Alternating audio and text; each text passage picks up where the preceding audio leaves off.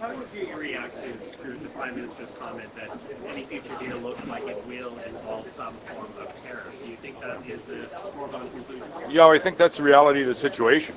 We have tariff and non-tariff barriers between our provinces. We have tariff and non-tariff barriers in the previous USCMCA or NAFTA prior to that, or any of the global agreements that we have do have exclusions, carve-outs, exceptions, exemptions, whatever you might call them. So that is the reality, that we won't get to zero on each and every topic. The goal is to get as close to zero on as many items that we possibly can, and I know that's the Prime Minister's goal as well. What about the Chinese tariffs that have been impacting your province, benefiting Ontario and their manufacturing sector? Has there been any movement on that? Is that something you'd like to see resolved sometime soon? Yeah, and agriculture is at the center of those as we speak, but there needs to be a broader effort on trade in general with China, and trade in general with every country of the world. And Saskatchewan really is an example of what to do in this space. We export to over 160 countries around the world as a province, and it comes through much effort even in times when things are good. So the engagement by the Prime Minister has been positive thus far. He's met with the Prime Minister. Ministers are meeting as well with various ministers in China. But sooner or later we would hope that President Xi will have a meeting there as well. However, with the most recent increases in steel and aluminum tariffs coming from various countries, including China, there's great concern for us as all too often retaliatory measures from China do land impacting Saskatchewan and prairie agriculture. What's your understanding of what we're working toward for an August 1st deal with the U.S. administration? Is it an MOU? What can you describe? Well, that might be a good question for Wednesday after we've had some time with the Prime Minister on, some of the changes that have happened, and there's a lot of changes that happen pretty rapidly, in particular with our U.S. relationship. So that might be a good question for Wednesday. What I would hope we work towards is, as low a tariff or as free and a fair trade environment as possible, not only with the U.S. but also with Mexico. It's beneficial for Canada and it's beneficial for us in North America. You see us aligning now on other, items of that have been brought up, whether that be border security or whether it be military investment. And so, I think there's steps being taken, and I think they're positive thus far. And I hope they get us to that free and fair trade environment in North America. We really need to pay attention to that as North Americans. Other people in the world are paying attention to our trade environment, and maybe not always with our best interests in mind. So thank you, everybody. Great. I'm feeling fantastic. Welcome to Huntsville. What a great town, and everyone in Ontario pulled together. I want to thank our great OPP getting up here safely, and we're just excited about our next couple days together. You share the concerns of other premiers and suggested by the Prime Minister that whatever comes out of these trade talks with the U.S., it seems that some level of tariffs are inevitable. Is that your view at this point in time? Well, we'll find out after our conversation with the Prime Minister. What I'm glad is that the country is united. We may differ on a few views, which is fine, but we walk out of here united as a country, as a strong, sovereign country. But the steel measures last week, were given time to restructure, to kind of close the market, it sends a signal that at least on that sector, it's probably a long-term challenge. So by August 1st, if there is no peace and the sectoral tariffs are gone, should Mark Carney get back, and what should Canada do? Well, what I believe in when the steel tariffs or aluminum tariffs, we start onshoring everything. We don't make I-beams here in Ontario, but we have more cranes than the top 10 cities combined that are carrying those I-beams. And that's billions of dollars they're going to lose with aluminum cans, the beer cans, the soda cans. We're bringing companies on board that we're going to manufacture it here.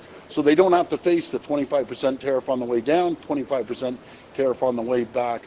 We're encouraging all provinces and territories, start buying Canadian-made vehicles, start buying Canadian-made everything. That will hurt them more than anything at all. We're their number one customer.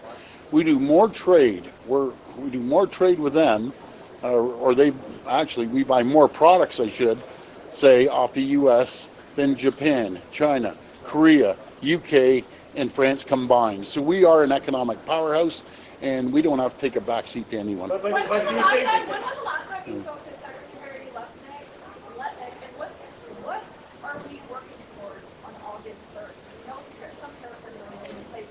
What does this still look like? Is it an MOU? What are we Well, we're working for a fair trade deal, and even though we have one in place already that we'll be looking at 2026, it's anything that's not on the USMCA deal that was that they're looking to tariff.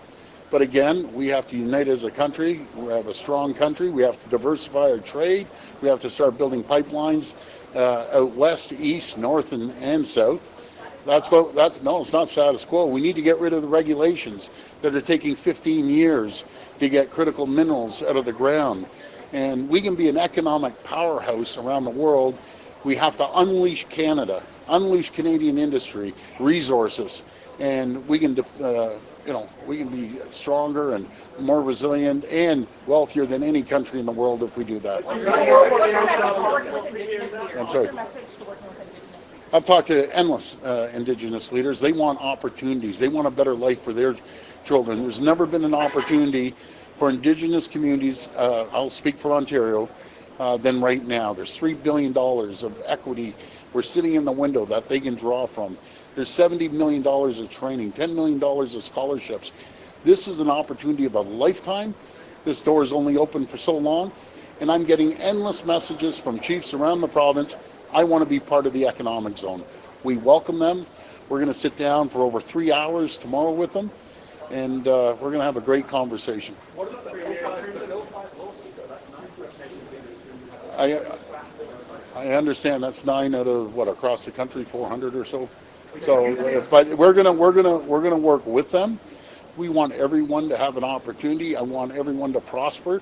And when they're sitting there and they're living on diesel and they don't have electricity, and Pekanja comes facing a fire, they don't have clean water. These are the things we're going to focus on, and we're going to support them. When it comes to shoulder to shoulder with 2 of those leaders that are now suing you, do you think you have an issue with understanding Indigenous concerns? Yeah, well, I talked to enough chiefs right across the country. I talked to the Grand Chief right across the country the other day that she's going to be coming here along with our Chief of Ontario.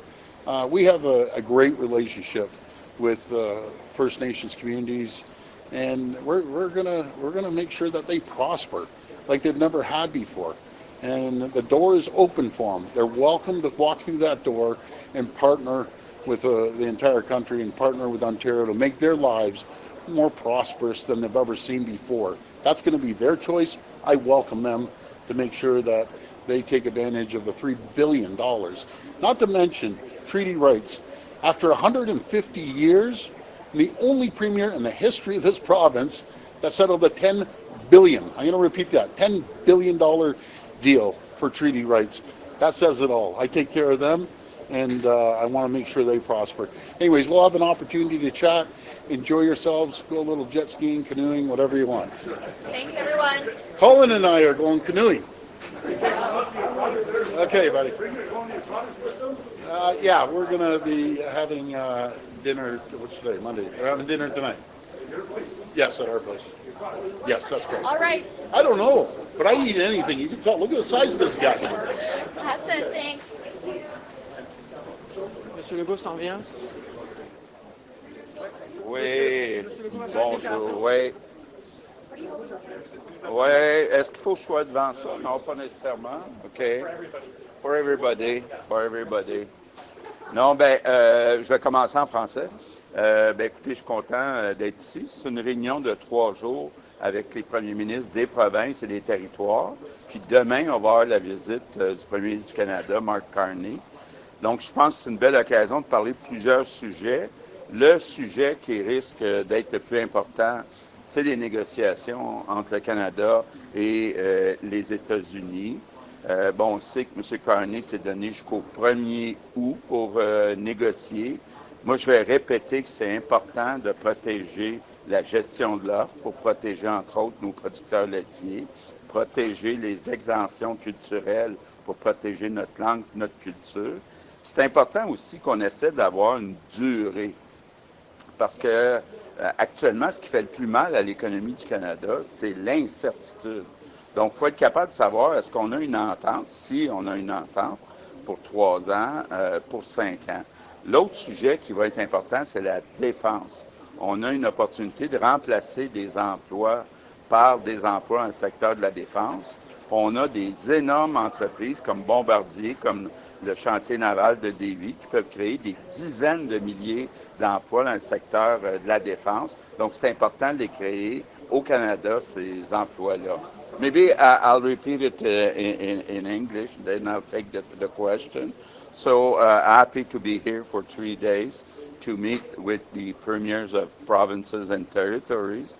I think the main subject will be about negotiation between Canada and U.S. I will repeat that for us in Quebec, there's no question about negotiating the supply management for dairy and other products. Also, it's important to protect our cultural exemption, like French on tags and everything. I think also it's important, and I want to talk to Mr. Carney tomorrow about it, to have a duration if we have an agreement on August 1st.